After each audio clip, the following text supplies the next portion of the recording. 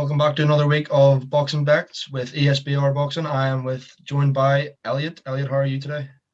Yeah, really good. Thanks, Paul. How are you, mate? All good, thanks. All good. I'm looking forward to hopefully an enthralling week of boxing action. So, without further ado, we've talked about Smith and Fowler, but I want to talk about the big one, the big heavyweight fight, the trilogy between Fury and Deontay Wilder. Elliot, what are your thoughts on that fight? And is there any bets or value that just jump out at you? Yeah, so still really looking forward to it. I know the second fight was very one-sided, but I still think this is one thing to look out for. Wilder's a fighter you can't look past. It doesn't matter how convincingly Fury beats him, you can't look past him. I'll start off by saying I do think Fury will win. However, as you mentioned, value-wise, surely if you're really into boxing, if you're really into boxing betting, it's worth putting however much. I'm not going to say how much people should put on, but it's worth putting an amount on Wilder. Just looking at the odds now, and Wilder in rounds 4 to 6 is 10-1, which I think if you consider Wilder only really wins fights by KO, knocked Fury down twice in the first fight, is arguably the biggest punching heavyweight ever. And Fury has been down 5 times in his career, something like that. You got to keep, in my opinion, value wise, that's great value. Even if you're just putting a 5 on it, Wilder rounds 4 to 6 is 10-1. Wilder rounds 1 to 3 is 12-1. And if you consider how Wilder could approach this fight and he wants to take Fury's head off, I don't think he's going to be too patient. You can't rule that out. And 12-1, if you think about it, 12-1 or 10-1 for Wilder to win by stoppage is incredible value. This isn't Wilder's kind of to win on points or to stop him late. That I don't think that's going to happen, by the way. Wilder rounds 4 to 6, 10-1. I don't think that's a bad bet at all. Yeah, I'm completely in agreement. Like you, I do see Fury winning the fight, if I'm honest, but you can't ignore value like that, I feel, for Wilder, who is an absolute machine puncher. I feel like, yeah, if it's gonna be Wilder, and if it's gonna be by stoppage, and it's gonna be in the first half of the fight. So I definitely, they have interest me. Those odds for sure.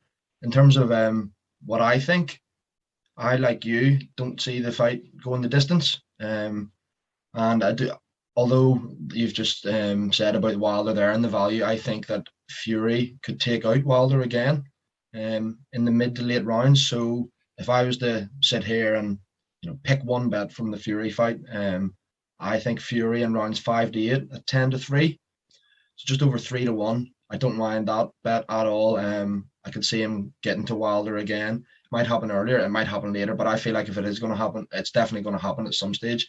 And I think the middle rounds could be when Fury really puts his foot on the gas and potentially gets Wilder out of there. So Absolutely, rounds 5 to 8, 10-3 for me.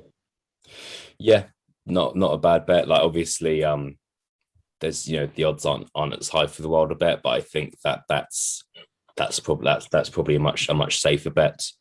Yeah, I completely agree with you, mate. The only thing I would add to that is odds I'm seeing just for Fury to win by KO is 10-11.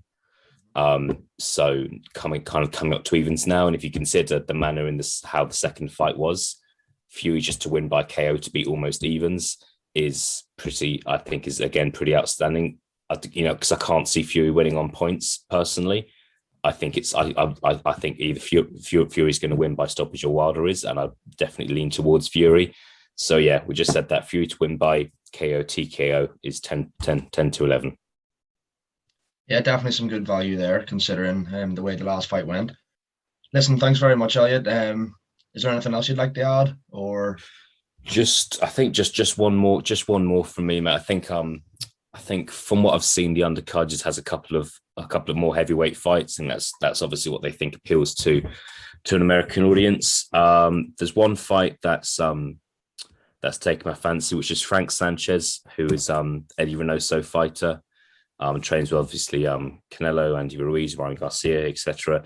And Efe Ajagba, who I think is a Nigerian heavyweight, who's 15-0. I think Frank Sanchez 18-0. They've got similar kind of KO percentages.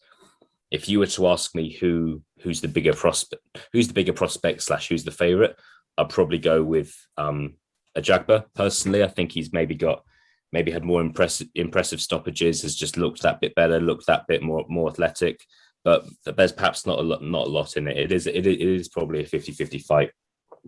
So I was quite surprised when I was just doing a bit of research ahead of today to learn that Ajagba's 13-8 to win. I think those odds are wider than I expected them to be.